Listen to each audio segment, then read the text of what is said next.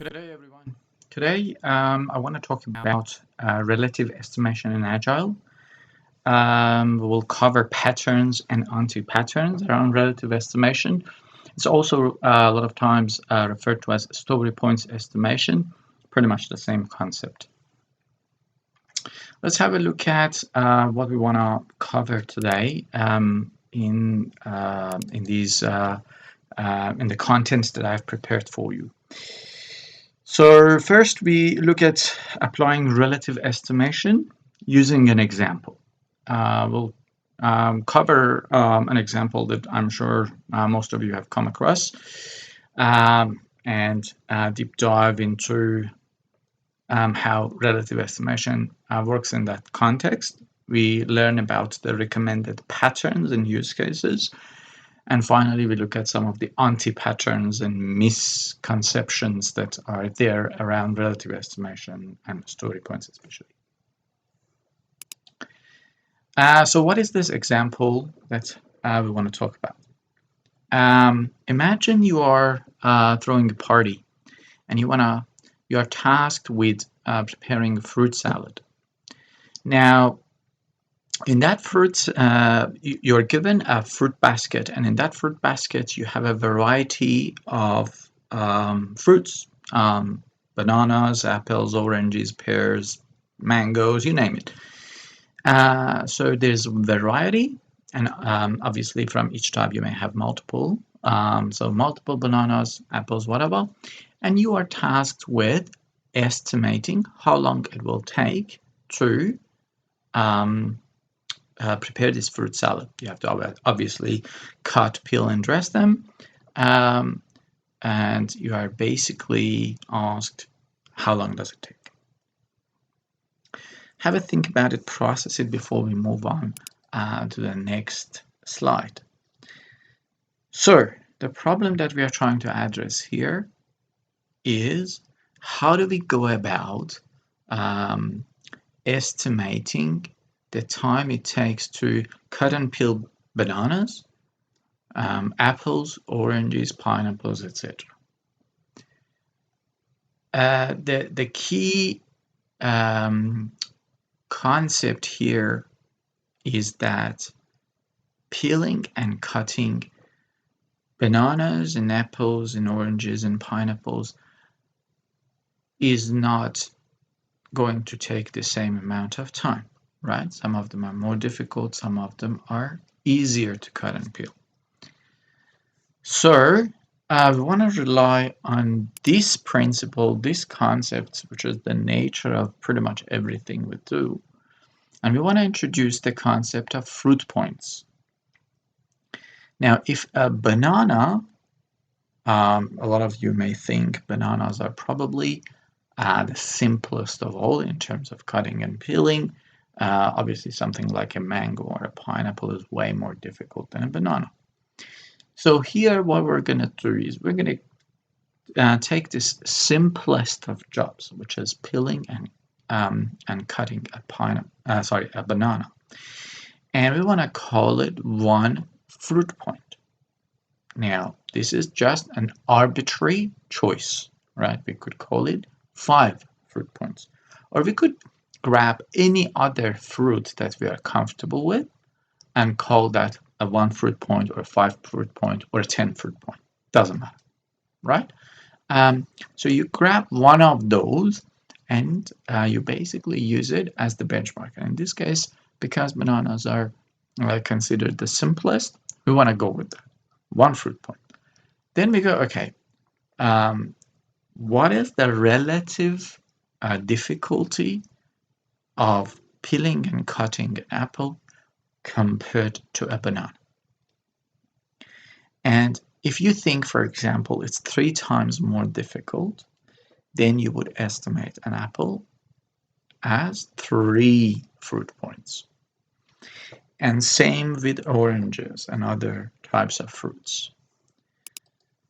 So let's say we have applied that and we have estimated bananas as 1, apples as 3, oranges 5, mango 8, and coconut, which is obviously the most difficult of all, as 20 fruit points. And I want to note that here we are using the Fibonacci series.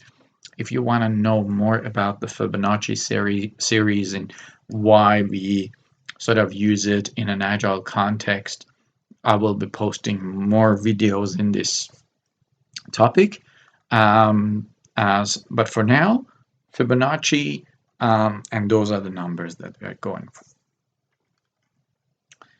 So now let's say we come across a pineapple, and we haven't really estimated pineapples before. So want to basically go about estimating pineapples. We look at mangoes and we go, all right, if I compare pineapples with mangoes, they're slightly more difficult than mangoes, but they're not as hard as coconuts, right? Um, so they sit somewhere in between mangoes and coconuts, and therefore we assign it at 13, which is basically the number that sits between 8 and 20.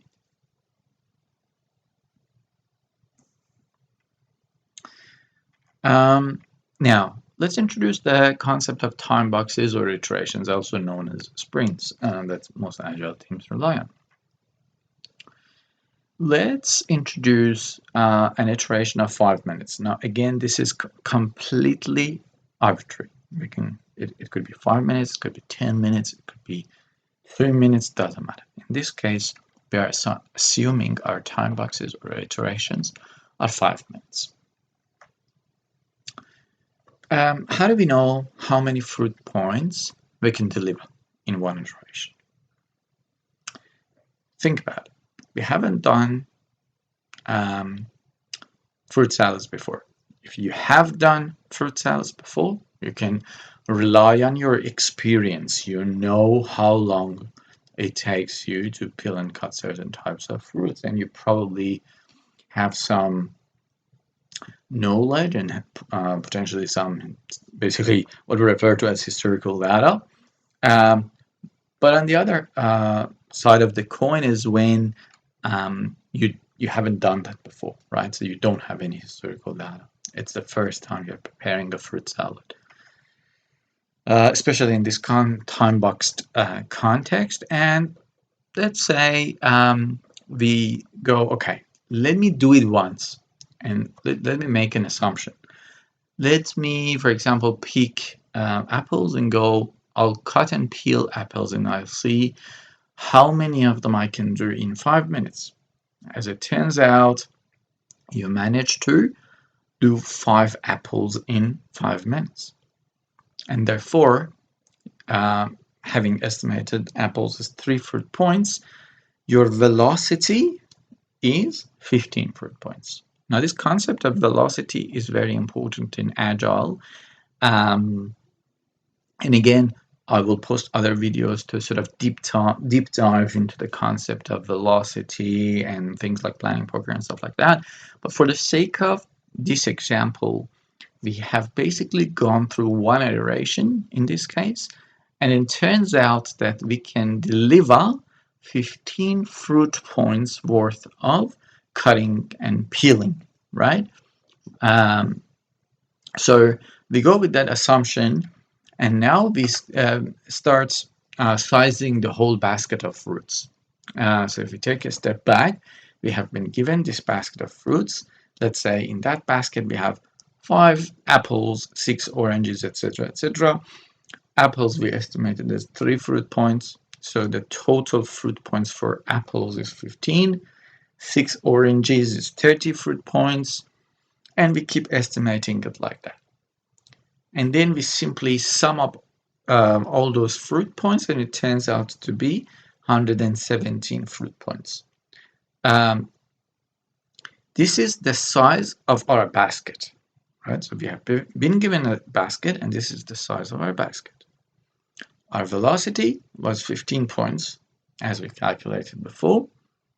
So if we divide that 117 by 15, it's roughly 7.8, or roughly 8 iterations, basically. Obviously, you need a bit of buffer time at the end or in between your iterations to, take a rest and, clean up your desk and whatever else. All right, so a typical question that keeps coming up is what are fruit points? Or in an agile context, what are story points? Now, you may think fruit points are a measure of effort or time or whatever, but in fact, fruit points mean nothing. They are just a random concept that we introduced to be able to classify different types of fruits, right? So story points or fruit points are used to classify um, different types of fruits in this example based on their level of difficulty and the amount of time we need to cut and peel them. Now, is it going to take exactly 8 iterations? The answer is no, it may not get 8 iterations because it's just an estimate. And especially if the context of agile project you are applying these estimations techniques to is a software project, because of the level of uncertainty and complexity that is involved in software projects, most often like the reality may not exactly be the same as your estimates, but that doesn't mean that your estimates are an inaccurate measure of estimation. I have to stress on the fact that story points estimation is one of the best methods of estimation that you can possibly apply to a software project. Simply because the level of simplicity that it introduces to your project. Now, going back to our example, you may get better at peeling difficult fruits. So your velocity goes up and therefore you sort of get ahead of the game. Or it may be that your knife, after a while, your knife is not sharp enough. So you have to pause, sharpen it again, and move on. That's time wasted, right? So it may slow you down. Or as you cut and peel, you'll end up with a pile of fruit peels that you have to clean up, put away. That takes time.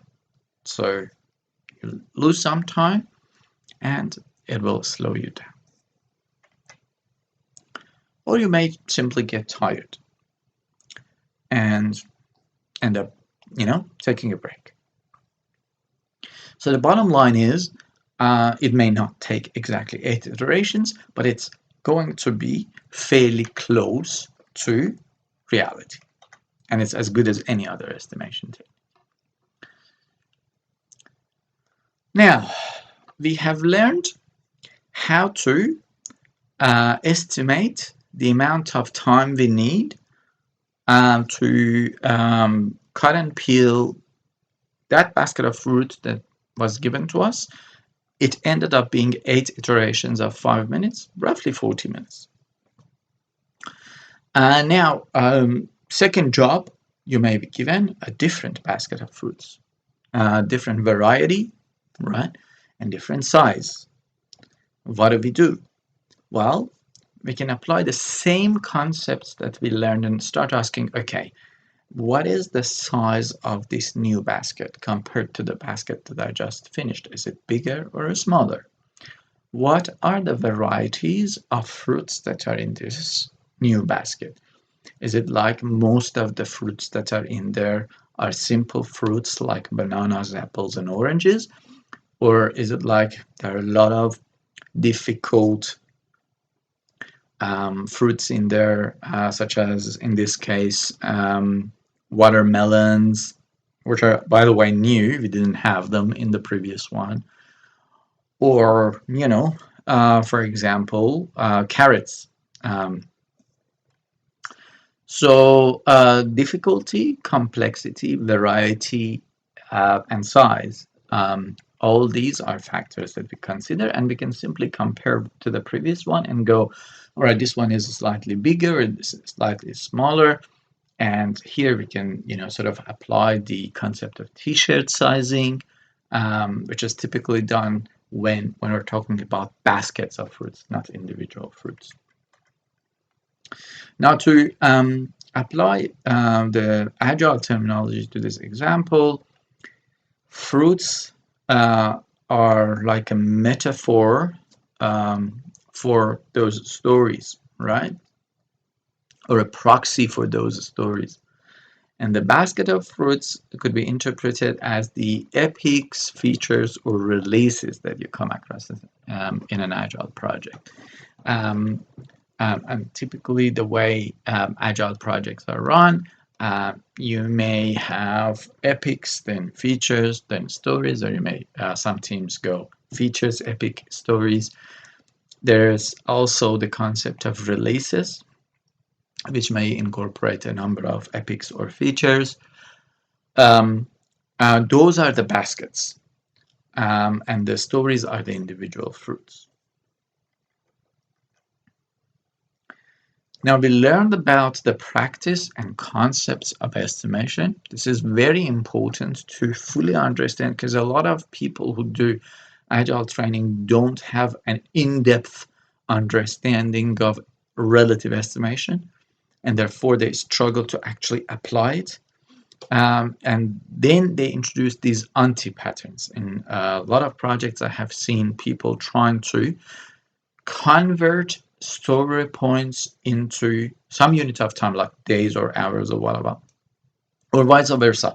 Try to convert units of time into story points, right? Keep in mind that's an anti-pattern. Story points are not there to measure time. Story points are simply a method of classification. You want to classify your stories into different classes in terms of their size, difficulty, and complexity. The second point that I want to highlight here is that don't feel pressured to estimate stories when you're not ready, right? You don't need to know every single detail about the stories or about, the basket of stories, which is an epic or feature, but you need to have sufficient information in order to be able to compare it with your benchmark and go, okay, this is relatively easier or a bit more difficult, and therefore do that comparison and come up with your estimate. And finally, velocity is one of the single most important measures in Agile. I've seen teams trying to ditch velocity. Ditching velocity is one of the biggest mistakes when you are doing Agile, because you lose the ability to apply the improvements, which is the increases in velocity, or adverse effects, which are things that are slowing you down and therefore decreasing velocity. If you don't track it, you don't have any visibility into how you are tracking. What are these sort of ups and downs that you are coming across, and you won't be able to measure it. So bottom line is velocity and story points kind of go hand in hand, and it's very difficult to apply one without the other. Thanks for listening. If this video was useful, please leave a comment. I like early feedback, so let me know what you liked about this video and what you didn't like about this video. I would love to hear your thoughts about this video. Thank you so much. Don't forget to hit subscribe.